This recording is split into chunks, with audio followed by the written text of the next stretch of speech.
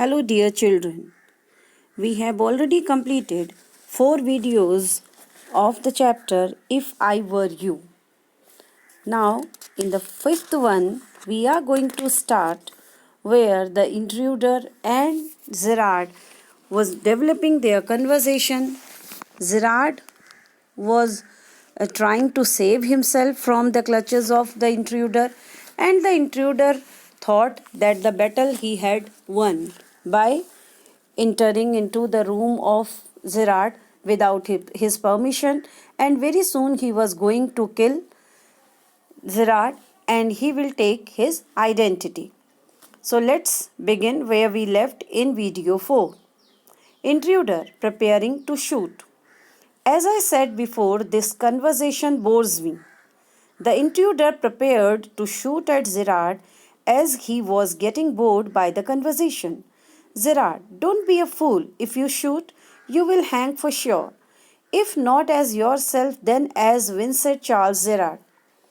Gerard warned the intruder not to act foolishly. If he shot at him, he would be hanged to death.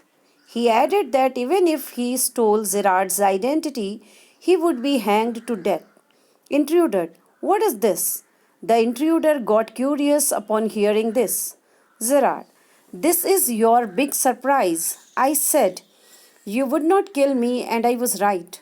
Why do you think I am here today and gone tomorrow, never see treats people? You say my habits would suit you. You are a crook. Do you think I am a Sunday school teacher?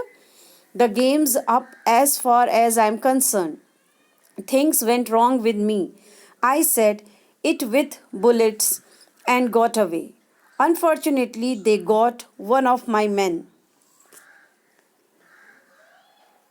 and found things full. Should have burned tonight. I'm expecting trouble. My bag's packed, ready to clear off. There it is. Sunday school teacher meaning used to indicate an honest man. Sunday school teacher is telling that honest man. Gerard said that this was the big surprise for the intruder. The reason behind Gerard being a secretive man, his not have visitors and his activities being suitable for the intruder was that he was also a wrong man. He was not an honest man like a school teacher.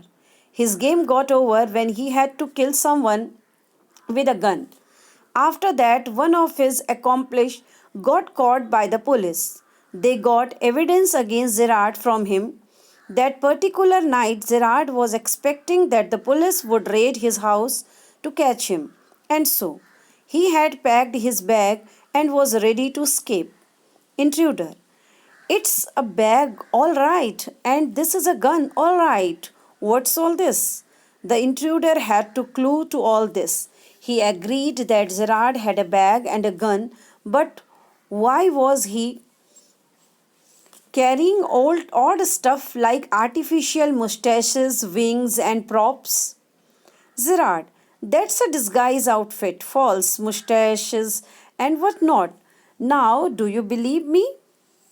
Disguise meaning give a different appearance in order to hide one's identity.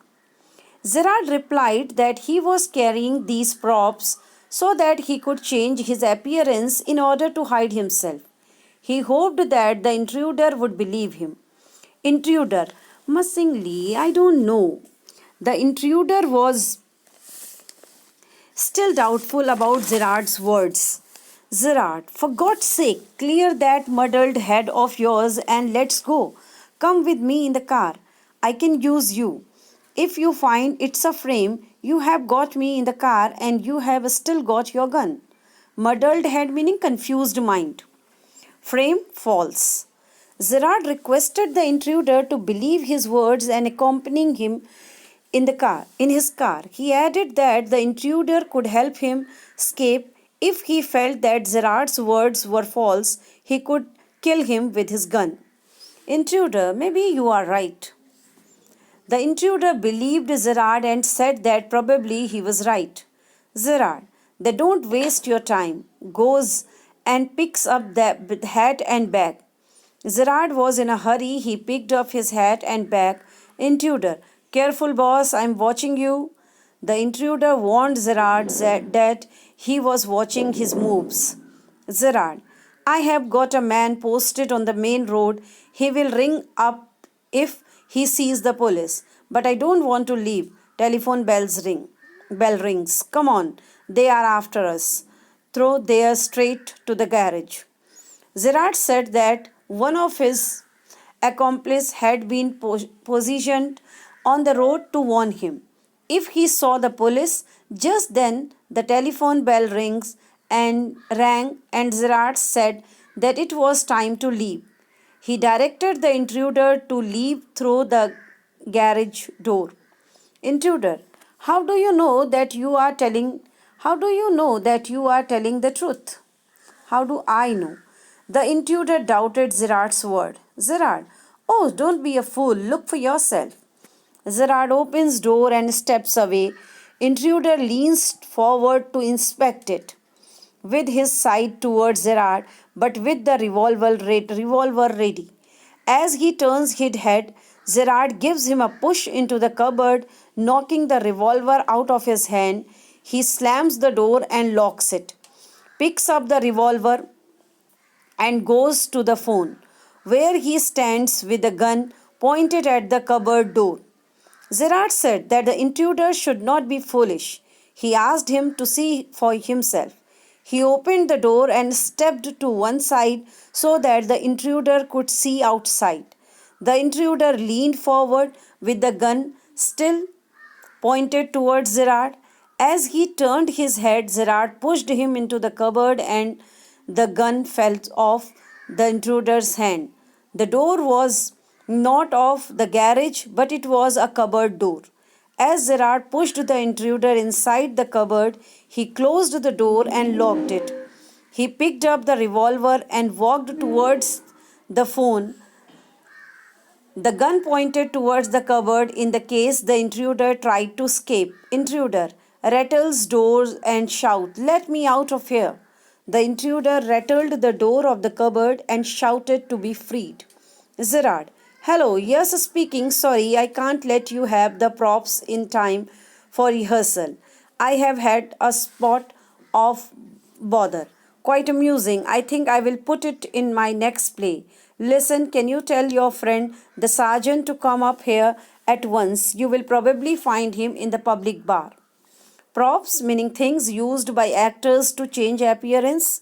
Spot of bother, something that causes inconvenience or trouble. Gerard answered the phone and said that he would not be able to deliver the props in time for the rehearsal of the play because he had been troubled by someone. He added that he would add this incident to his next play. This shows that Gerard was a playwright. He asked the person to send the sergeant to his residence. He added that he would be in the public bar. So, dear children, here your play ends. Thank you.